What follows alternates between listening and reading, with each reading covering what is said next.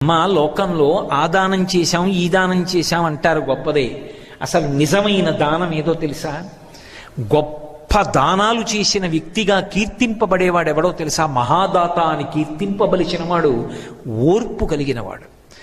తాను కోపాన్ని పొందడానికి కావలసిన శక్తి ఉన్నవాడయ్యుండి అవతల వారిని ఇబ్బంది తన శాపము చేత పెట్టగలిగిన వాడయ్యుండి కూడా అలా చెయ్యకుండా నిగ్రహించుకుని ఓర్పుతో పావు కుబుసాన్ని విడిచిపెట్టినట్టు కోపాన్ని విడిచిపెట్టి నిలబడిన వాడున్నాడే, వాడమ్మా దాత.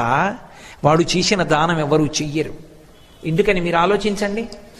వాయువుని వీళ్ళు కానీ శపించారనుకోండి, నువ్వు అంతటా వ్యాపించావని కదా నీకు గర్వం, అందుకు కదా మాతో ఇలా మాట్లాడి ప్రవర్తించావు, నీకు వ్యాపకత్వము లేకుండుగాక అనొక మాట అన్నారనుకోండి.